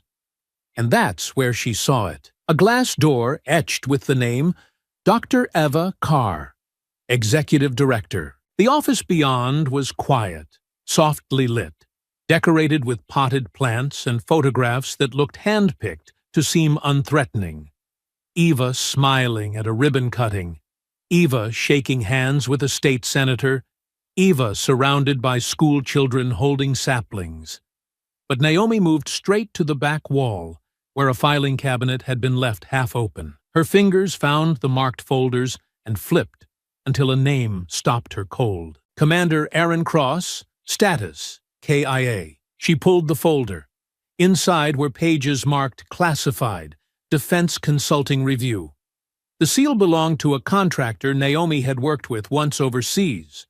It detailed a drone strike, coded as collateral damage, targeted in Kandahar province, meant to eliminate a high-value insurgent, but the coordinates had shifted mid-flight. The drone had struck too early, too low. Civilian casualties, no accountability. The mission lead was listed clearly. Car, Ava, clearance Tier 4. Oversight confirmed. Naomi stared at the words as the weight behind them settled in her chest. This was the woman who had killed her husband, and erased it with a keystroke. And now, Naomi knew. The fire in her lungs didn't burn with rage. It burned with clarity. She slipped the folder into her satchel and turned toward the exit, her steps as silent as the breath she no longer allowed herself to release. The war hadn't changed, but the target had. Naomi closed the folder with a controlled motion, pressing her gloved fingertips to the edge of the paper before sliding it deep into the base of her satchel, anchoring it beneath the flash drive she had extracted from the data center and the small, dense pouch that contained 2 charges she had packed, not out of habit, but with a very specific outcome in mind. There was no tremble in her hands, no hesitation in her breath, only a quiet sharpening of her focus, the kind that came from clarity earned through loss. She had long suspected that Aaron's death had not been as surgical as the official report claimed, had buried her doubts beneath layers of discipline and duty, refusing to let grief compromise mission readiness. But now, with Eva Carr's name printed clean across the declassified file in her possession, there was no ambiguity left. The war Naomi had been fighting to protect her home had just merged with the war she had tried for years to forget. There was no alarm yet, only the quiet buzz of power flowing through walls that hummed with expensive insulation and the faint clicking of climate control systems working to keep the building silent and sterile. Naomi turned from the office with precise steps, her eyes adjusting to the corridor beyond, her boots finding purchase on polished floors that reflected none of the violence about to unfold. She had mapped her exit in advance, memorized it the way she would memorize an enemy's weapons loadout, and she moved with the kind of silent confidence that made her disappear before anyone realized she had passed. But by the time she rounded the corner toward the auxiliary stairwell, she heard the change. The clipped rhythm of guards' boots striking tile with too much urgency to be routine, and the low murmur of radio chatter turning tight and rapid, as if someone had noticed a door left ajar, or a drawer left rifled through. She kept moving, faster now but without panic, her body coiled like a wire drawn to the breaking point. Her hand reached into her coat, fingers curling around the cold weight of a flash charge, which she cracked against her palm and tossed gently over her shoulder as she ducked into the next hall. The detonation was lightless, a burst of noise and shock designed not to wound but to confuse, and as the concussion echoed through the corridor, Naomi dropped to one knee, turned, and fired 2 rounds from her suppressed sidearm, each one precise, each one landing with surgical intent. The first tore through the shoulder of a guard reaching for his rifle, knocking him back into the wall, while the second cut across the thigh of the man next to him, dropping him to the ground with a cry choked off mid-sound. She didn't stop to watch them fall. She moved again, cutting down a side passage and slipping through the stairwell door just as it opened from the other side. The man who stepped through had no time to react. Naomi drove her shoulder into his center mass, using his momentum to lift him off the ground and slam him against the railing. As he gasped for air, she swept his legs with a tight arc of her knee, letting his body crumple before delivering a controlled blow to the back of his head that ended the encounter in silence. His partner, who came through the doorway just a beat too late, raised his weapon in a panic, but Naomi moved first, striking the barrel upward, disarming him in one fluid motion and bringing the edge of her elbow across his temple hard enough to drop him without a second breath. She descended the stairwell in long strides, landing at the sub-level corridor as the compound security system finally shifted. The lights above her changed from steady white to pulsing amber, and a thin alarm began to pulse, a distant, mechanical tone that wasn't quite panic yet, but was gathering strength with each cycle. They didn't know where she was, but they knew someone was here. She calculated how long that uncertainty would last. Less than a minute. She sprinted across the sublevel, reaching the culvert gate just as the facility's lockdown sequence began to close the outer exits. The gate dropped fast, but Naomi dropped faster, sliding beneath the steel frame just as it slammed into place behind her. Cutting off the corridor in a burst of reinforced metal and sparking dust, the shock reverberated through her bones. But she didn't stop. She crawled through the culvert, her hands clawing forward, her shoulders brushing the narrow walls of the tunnel, each foot dragging grit and steel shavings as she pushed toward the tree line beyond. When the first bullet struck the tunnel's exterior with a ringing snap, she knew they had reached the outer cameras. She didn't turn. Instead, she reached back, pulled the second charge from her satchel, snapped the primer, and dropped it into the crawl space behind her. The explosion hit like a breathless roar, concussing the steel and concrete and turning the narrow tunnel into a furnace of smoke and earth. Naomi was flung forward, hitting the edge of the drainage outlet with a force that bruised ribs and tore the seam of her shoulder. But she rolled quickly and vanished into the trees before the fire even settled. The forest closed behind her like a secret. She did not look back. Branches clawed at her arms, dirt filled her lungs, and her limbs burned from the effort. But she moved with the focus of a woman who had trained for this her entire life. She ran until the lights disappeared and the sounds of pursuit died behind her. She didn't slow until the world narrowed into silence again, and the compound sat buried behind a wall of forest and stone. Only then, when the night had swallowed the last trace of her passage, did she drop to her knees behind the roots of a fallen pine and pull the satchel open with shaking hands. The folder was intact, the flash drive still dry, still sealed. She had everything, every file, every signature, every photo and transcript, every classified directive that linked forward futures to the displacement of black families, to the laundering of military development funds, to the targeted intimidation campaigns that were never meant to reach the public eye.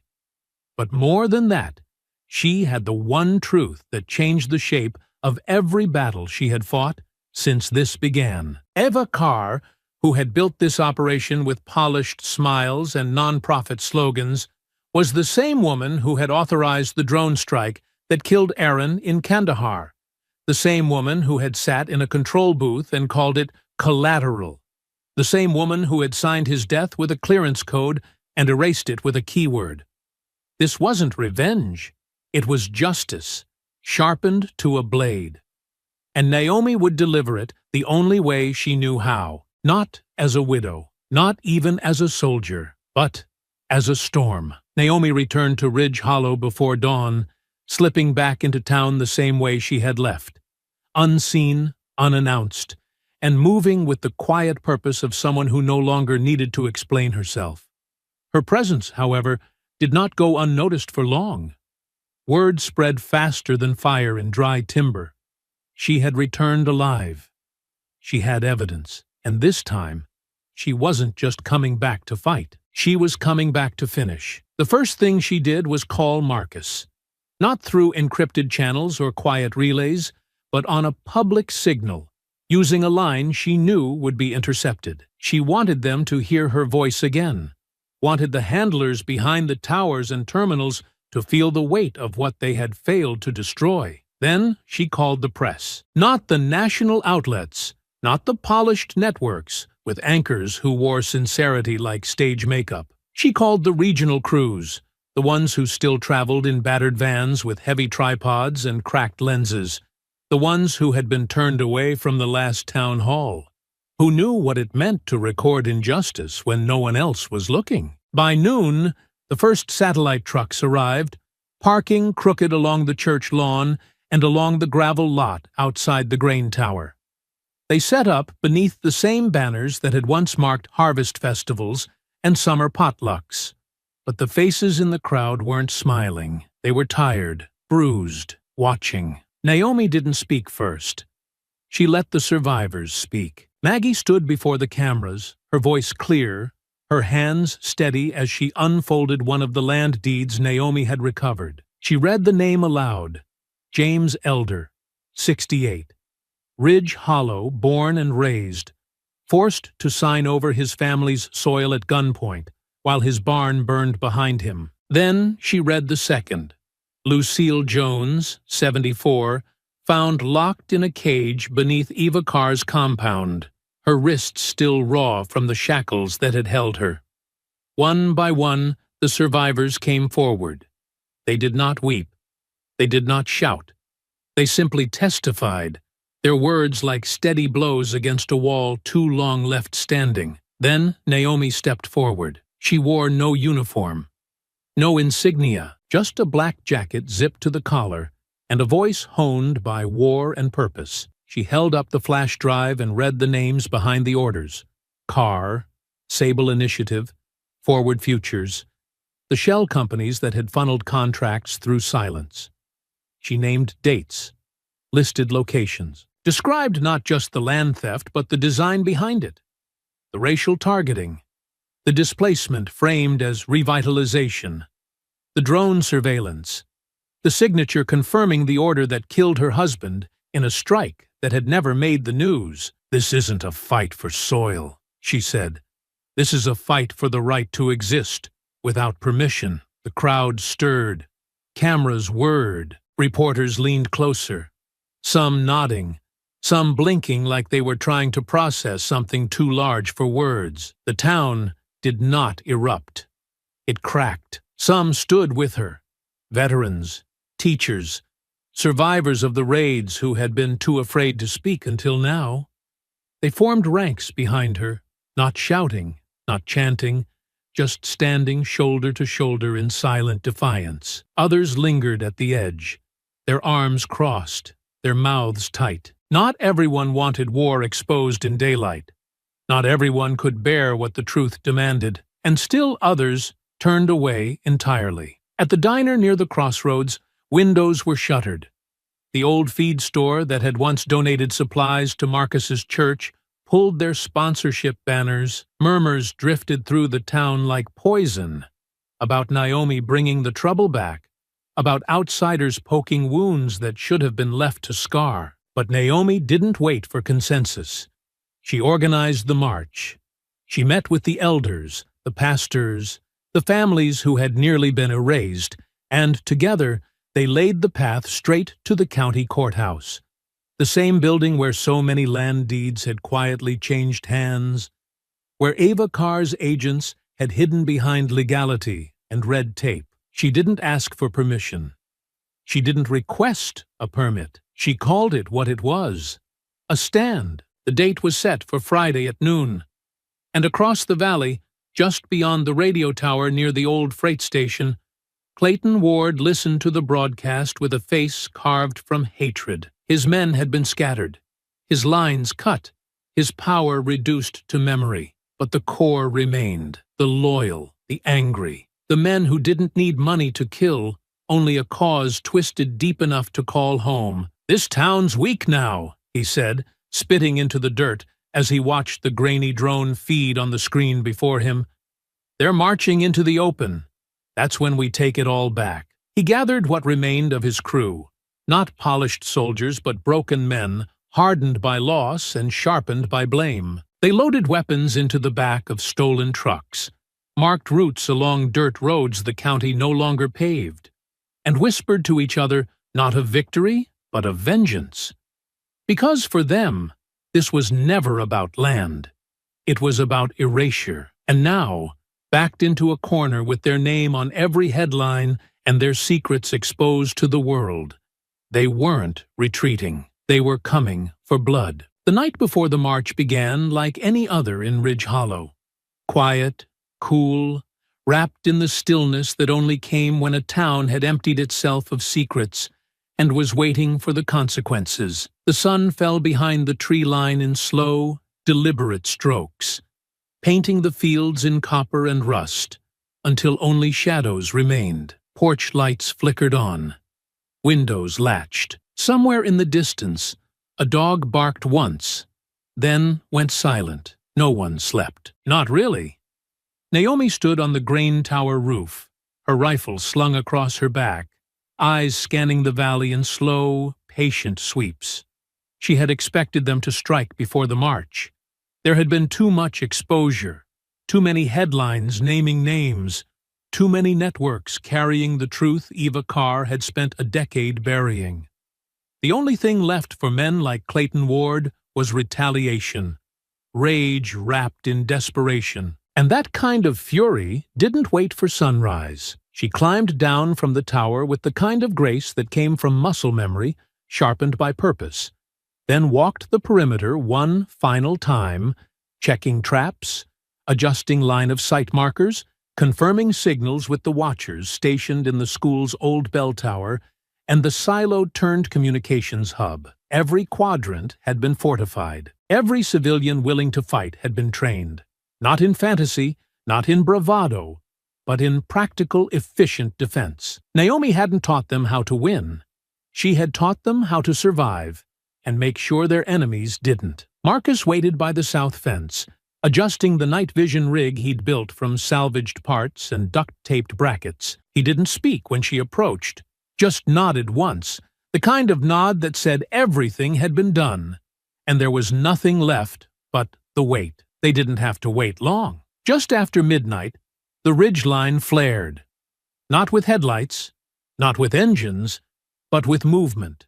30, maybe 40 shadows slipping down the slope in disciplined clusters, spreading through the fields with practiced intent. They moved like men who had once trained for urban war and now carried that bitterness into the back roads. But they didn't know what Ridge Hollow had become. They didn't know Naomi had laid this trap weeks ago. The first charge detonated when their lead scout crossed the orchard path, a trip line sewn into the tall grass snapping taut beneath his knee. The explosion wasn't lethal, but it blinded. And as the second wave stumbled back in confusion, Naomi's people opened fire from the flank, not in chaos, not with fear, but in coordination. Isaiah led one of the fallback units, his voice calm over the comms, directing civilians into cover, keeping the youngest recruits paired with veterans. His eyes burned with focus, his movements fluid, precise. Everything Naomi had taught him rising now in full. The attackers pushed forward anyway. They moved through the southern fields and into the western edge of town, using cover, advancing with pressure. But Naomi had mined the alleyway behind the diner, had reinforced the church wall with steel core barriers hidden behind plywood, had rigged the school bus parked near the crossroads to release a smoke screen that split the field of fire and funneled the gang right into the open. The firefight that followed was brutal, sharp, tactical. No one shouted. There was no screaming, just the steady rhythm of war, the thump of boots on earth, the rattle of rounds, the short, grim gasps of men realizing they were outmatched by a community they thought would crumble. Naomi moved through the chaos like a fixed star, directing flanks, reinforcing positions, pulling wounded back without pause. She struck with purpose, dropped targets with efficiency, and never once left Isaiah's voice out of range. But the gang wasn't fighting to win. They were fighting to destroy. Clayton Ward moved with them like a specter, ducking through the firefight, issuing orders with the savage ease of someone who had built his identity on hate. He wasn't here for strategy. He was here to finish what he believed Naomi had started, to burn the last of Ridge Hollow into the ground. And at his side, though hidden in shadows, was Kara Briggs. She moved through the chaos with speed and certainty, her face a mask of cold resolve, her weapon aimed not at buildings or structures, but at the heart of the resistance. She was targeting leadership. Maggie, Marcus, Naomi. A precision strike cloaked in personal vengeance, but someone had followed her.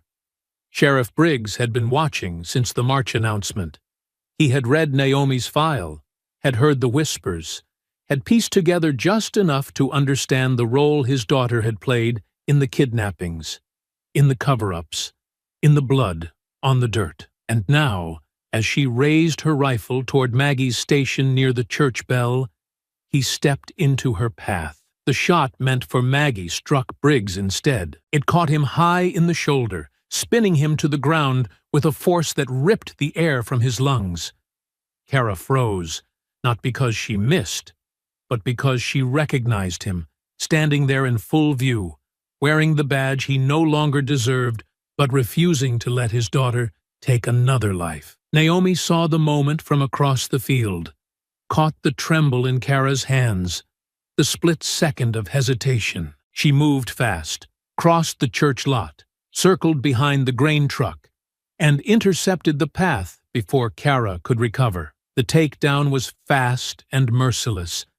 A strike to the wrist, a twist that disarmed, and a clean blow to the temple that dropped the girl hard into the mud. Kara's weapon skittered away.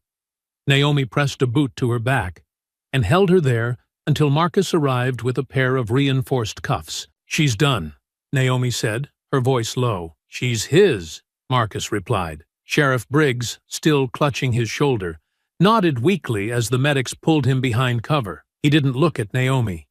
He didn't have to. Whatever blame remained between them had already been burned away by the bullet that now pulsed inside his flesh. The town held.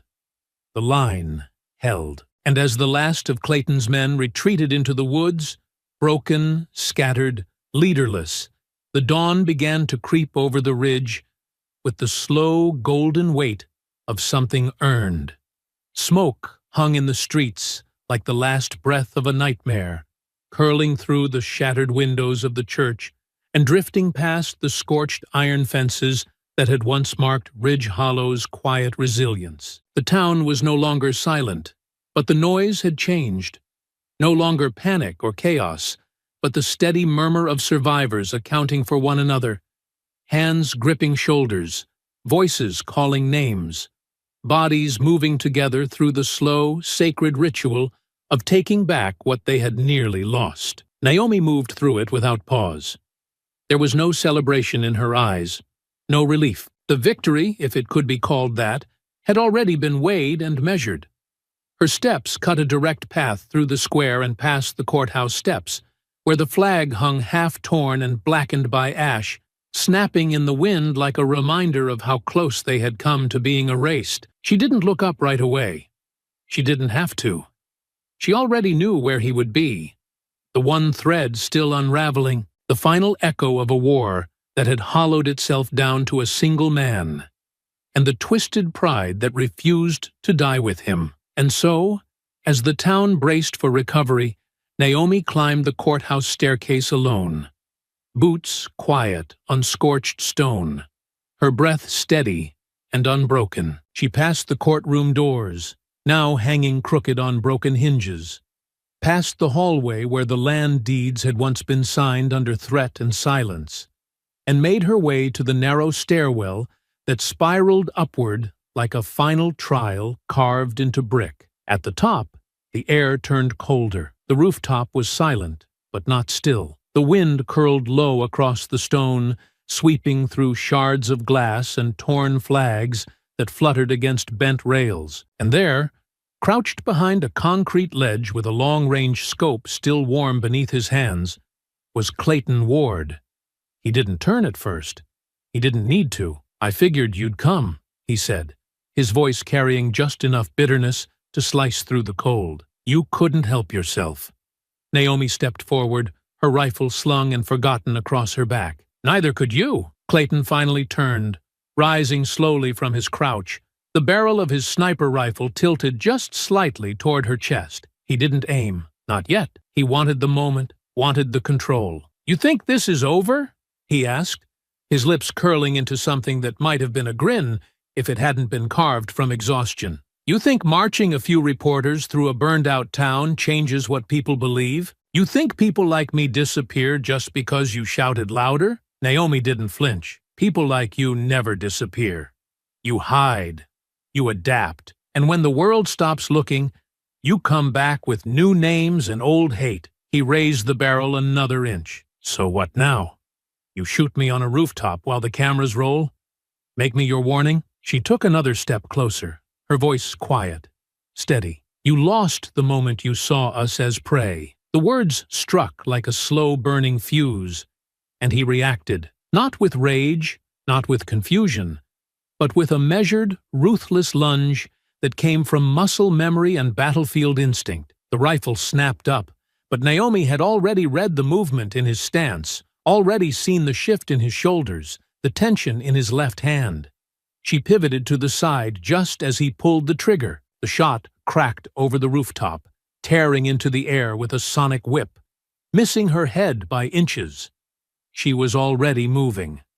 Her hand caught the barrel, driving it upward again, then twisting, breaking his grip. The weapon clattered to the rooftop and skidded over the edge. Clayton surged forward, tackling her against the base of the courthouse dome, his weight slamming into her ribs, his knee pressing for control. But Naomi had been in worse holds, under worse skies, against stronger men. She rotated into the strike, twisted her hips beneath his grip, and rolled him hard onto his back with a fluid snap that drove the breath from his lungs. He came up swinging, sloppy now, fueled by adrenaline and pain, but she sidestepped, landed a brutal strike to his temple, then another to the side of his jaw that cracked louder than the wind. Blood flew from his mouth as he staggered backward. He wiped it with the back of his hand and grinned through his split lip. "You think you're better than me?" he spat. "You used people to fight your battles. You hid behind their grief." Naomi's voice stayed low, steady. "No, I trained them to fight, because I believed they were worth protecting. And they stood, because they knew what they were defending. You were always just attacking shadows." Clayton roared, lunging again, but this time his footing faltered on the blood-slick stone beneath him, and Naomi caught him mid-stride, drove her elbow into his chest, and dropped him with a leg sweep so precise it folded him to the ground like dead weight. "You were always just attacking shadows." Clayton roared, lunging again, but this time his footing faltered on the blood-slick stone beneath him, and Naomi caught him mid-stride, drove her elbow into his chest, and dropped him with a leg sweep so precise it folded him to the ground like dead weight. Before he could rise, she mounted him, pinned his arm, and with one brutal, final motion, dislocated his shoulder and pressed his face into the cold stone with the heel of her hand. Clayton gasped, his limbs twitching beneath her weight, his chest rising with fury that no longer had anywhere to go. His body had been broken. His name, his network, his entire cause, dismantled by the very people he thought too weak, too disorganized, too frightened to matter. Naomi didn't kill him. She didn't need to. She leaned close, her voice barely above a whisper. "I want them to see you," she said. "See what's left of all that hate when it has nothing left to feed on." He didn't respond. Couldn't. Blood pooled at the corner of his mouth. His limbs trembled beneath her, not from fear, but from the slow realization that it was over. And he had lost, not in glory, not in sacrifice, but in silence, in defeat, in exposure. Naomi rose without a word, turning from the wreckage of the man who had terrorized her town, scarred her people, tried to erase her family's name from the earth. She didn't look back as Marcus climbed the stairs with a medic in tow, didn't pause as Isaiah approached from the far ledge, rifle lowered but ready. The rooftop didn't echo with cheers or cries. It echoed with the soft, heavy truth of an end. And Naomi walked away from it, not in triumph, not with fanfare, but with the gravity of someone who understood that the war was never just about bullets or bodies. It was about who stayed standing when the smoke cleared. It was about what they chose to build after the fire, and whether the silence that followed would be one of peace or of erasure. She descended the courthouse steps just as the morning sun broke fully over Ridge Hollow, the light warm against her shoulders, the sky clear in a way it hadn't been in weeks. Around her, the townspeople moved slowly, tending to the wounded, retrieving supplies, gathering in quiet circles not to grieve, but to begin. The worst had passed. The enemy had been beaten back. But the work ahead, Naomi knew, was just beginning. She gave no speech. She gave no orders. She handed the flash drive to a reporter who had refused to leave when the cameras went dark. The same woman who had slept in her van behind the church for 3 nights just to capture the truth the networks wouldn't touch until it became too loud to ignore. "I don't want a headline," Naomi said as she placed the drive into the woman's hand. "I want the truth." Within 24 hours, it was no longer just Ridge Hollow that was watching. The story spread like wildfire, not the edited, half-sanitized version that often diluted black pain into digestible bites, but the raw footage, the names, the land deeds, the video stills of families imprisoned underground, the voice recordings of Eva Carr authorizing payments to contractors and militia cells. Her voice clipped and calm as she discussed containment parameters and asset removal strategies, like they were nothing more than budgetary notes. The FBI moved faster than anyone expected. Arrest warrants were issued across 4 states.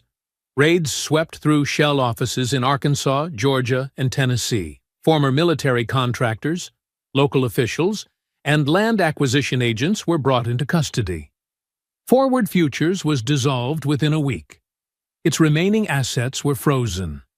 Its name erased from lobby directories and wiped from public websites, as if it had never existed. But Eva Carr did not vanish.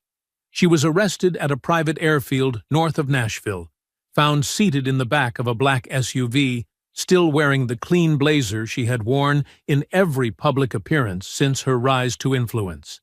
Her hands were cuffed without resistance. Her eyes never once met the agents surrounding her. She didn't need to ask why. She already knew who had done it. Her arraignment was broadcast live. Naomi sat in the gallery. She wore a black dress coat, her hair pulled back, her face unreadable. She did not flinch as the charges were read aloud.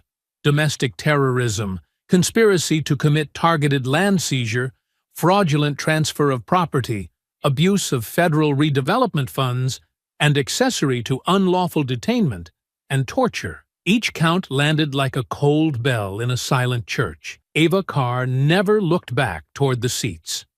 Not once. She sat with her hands folded neatly on the defense table, eyes locked forward, still pretending that distance could save her. But Naomi was not there to watch her break. She was there to finish what had been started. When it came time to testify, Naomi stepped into the witness stand without hesitation. She was addressed as Ms. Cross, but her presence said more than a name. She didn't testify as a victim. She didn't describe herself as a survivor. She stood as a soldier, an American defending her homeland not in a foreign theater, but in the soil her family had worked for generations, in the fences her son had rebuilt, in the church her neighbors had defended with kitchen knives and courage. "I didn't go to war," she said. "War came to me."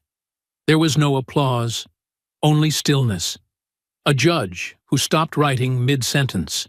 A jury that did not blink. And across the country, screens flickered in living rooms and gas station diners and office lobbies, broadcasting the image of a woman who had refused to disappear, who had answered cruelty not with vengeance, but with precision.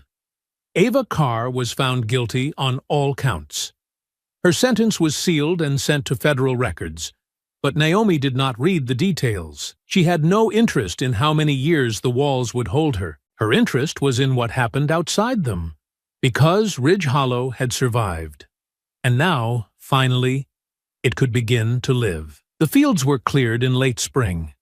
Marcus led a planting initiative through the town square, turning the burned-out lot behind the feed store into a community garden. Isaiah, taller now, steadier, helped build the new training outpost near the grain tower, where younger kids practiced perimeter drills in the afternoons, not because they feared another war, but because they had inherited the discipline, to protect what they loved. Maggie reopened the clinic. Sheriff Briggs resigned quietly. The weight of his choices carried not in words, but in the way he tended the church lawn every Sunday morning without fail. And Naomi? She rebuilt the farmhouse, slowly, deliberately, with her own hands. She never used contractors, never left the land. Every nail, every beam, every inch of it was laid with purpose. She planted herbs outside the kitchen window. She wired motion sensors into the barn. She kept a rifle in the study, locked in the same case her husband once carried across oceans. But more than anything, she stayed, because staying, in the end, was the revolution. The land breathed again. It was not immediate, not dramatic, and not without scars, but the air shifted all the same. The silence that had once carried threat now carried peace, fragile and flickering, but real. Ridge Hollow had not forgotten what it endured. The walls still bore bullet marks. The trees still leaned uneven, where flames had licked their trunks. The town didn't pretend nothing had happened, but it stood. And for the first time in a long time, it stood without fear. Justice had not come easy, and it had not come clean. There were still hearings underway in 3 counties, still slow-moving restitution claims caught in legal tangles, still gaps in records that would never be filled. But the machinery of silence that had once turned oppression into paperwork had finally been dismantled. Families returned to their homes. Deeds were restored. The cages beneath Forward Future's compound were sealed and torn down, every inch of them exposed to the public in photos, in court exhibits, in testimony given beneath oath and memory. And through it all, Naomi remained, not as a leader issuing orders, not as a symbol standing on stages, but as a constant presence, a quiet sentinel who had shown her people not just how to fight, but how to endure and how to begin again without surrendering what made them whole. She walked the perimeter every morning, the same path she had once used to check the fence line during the darkest weeks of siege. Now, the same route passed through replanted cornfields and gardens blooming behind the rebuilt church. Isaiah sometimes walked beside her, taller than he had been, more silent than before, but strong in ways that weren't just physical. He had been changed, yes, but not broken. They visited Aaron's grave on a morning with no wind, the sky still soft with mist that hadn't yet burned off the hills. Naomi stood with her son beside the stone marker, her fingers brushing the edge of the granite as if tracing the letters for the first time, though she knew them by heart. She said nothing for a long while. Neither did Isaiah. The air between them carried too much to name. Loss, yes, but also survival, and the quiet acknowledgement that everything they had built, everything they had saved, had come from a strength that no one outside their soil had ever been able to measure. "I kept my promise," she finally said, her voice low and even. "I brought him home." Isaiah nodded once, not needing to ask who she meant. They stood there a little longer, watching the sun rise over the fields Aaron had once dreamed of cultivating in peace, before turning back toward the farmhouse that now stood rebuilt, solid and waiting, its roof gleaming with new metal beneath the light. The land was safe. The community had endured. And Naomi Cross, once a name buried in covert missions and erased files, once the woman they thought could be pushed, broken, erased, had become something more. Not just a soldier, not just a mother, not even just a survivor. She had become a legend. The kind of legend whispered in the wake of fire, carried in the strength of rebuilt walls, etched into the silence of mornings that no longer feared what would come with the night. She did not ask to be remembered, but she would be, not because of how she fought, but because she stayed, because she refused to leave, because she made sure none of them ever had to again. I hope you enjoyed that story. Please share it with your friends and subscribe so that you do not miss out on the next one. In the meantime, I have handpicked 2 stories for you that I think you will enjoy. Have a great day.